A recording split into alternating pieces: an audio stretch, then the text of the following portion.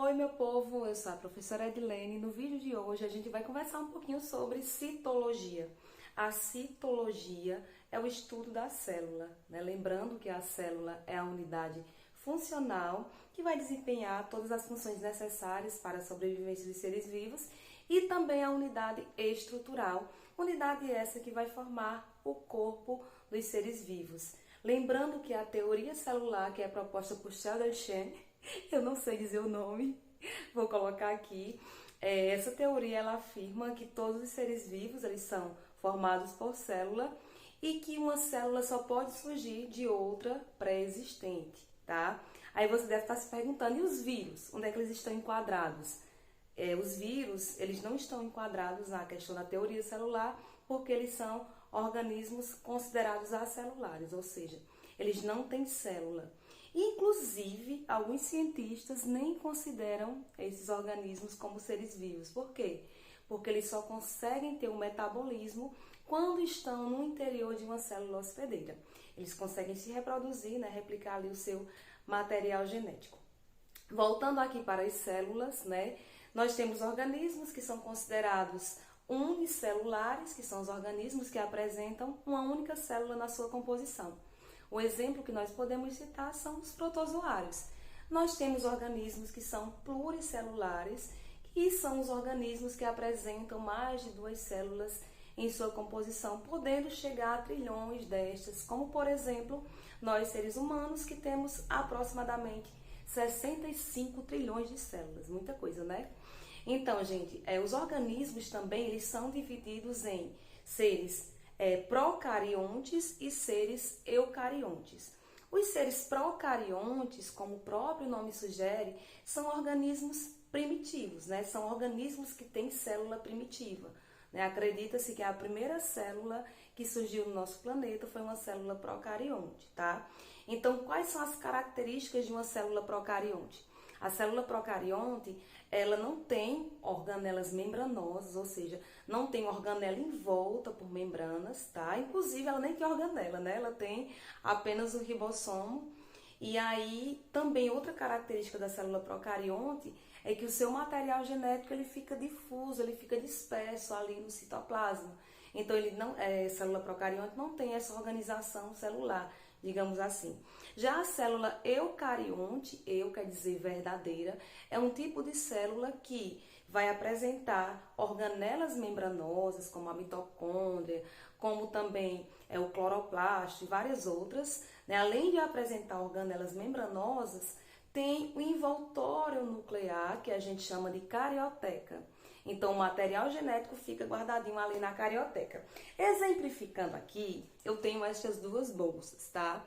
Na minha mão direita, eu tenho uma bolsa que vai representar a célula procarionte e na minha mão esquerda, uma bolsa que vai representar a célula eucarionte. Então, vamos ver aqui a diferença. Bom, eu falei para vocês que a célula procarionte, ela não tem uma organização muito boa, digamos assim, né?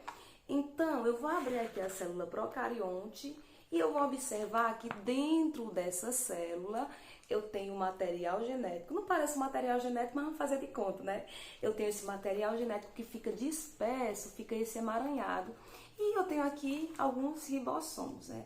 Então, vamos considerar que essas bolinhas, elas são os ribossomos. Então, essas são, né, as organelas as estruturas, na verdade, que estão presentes nas células procariontes. Então, essa bolsinha aqui é a minha célula procarionte.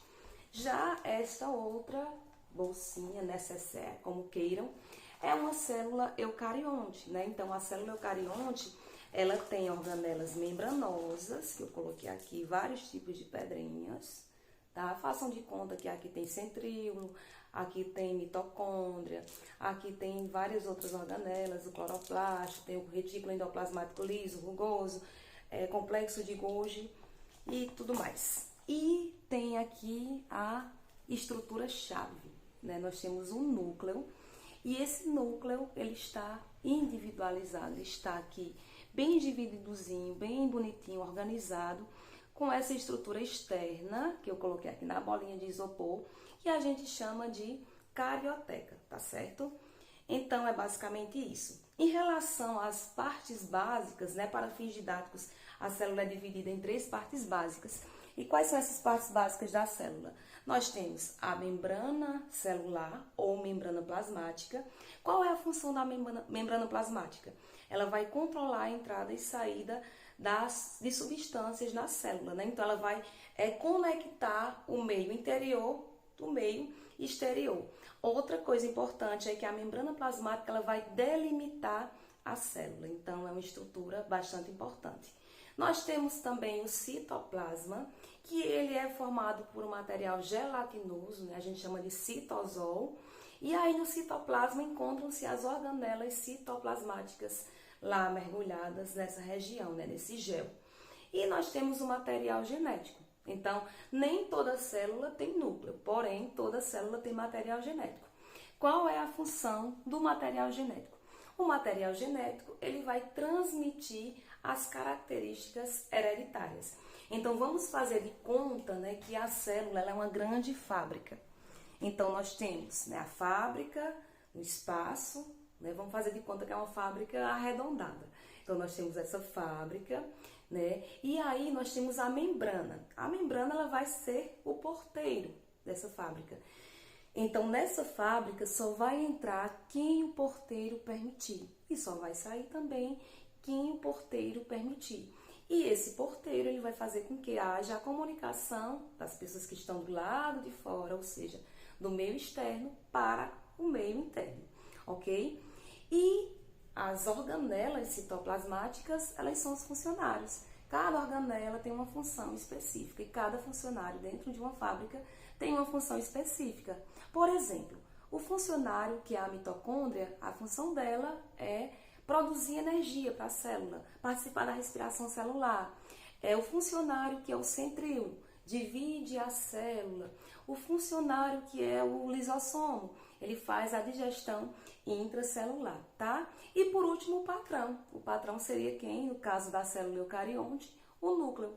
O núcleo ele vai ser o centro de controle da célula, né? E aí eu falei anteriormente, né, que ele vai ser responsável pela questão de conter o material genético. Então é isso, gente, o vídeo de hoje. Eu espero que vocês tenham compreendido. Um cheiro no zóio e até o próximo vídeo. Tchau, tchau.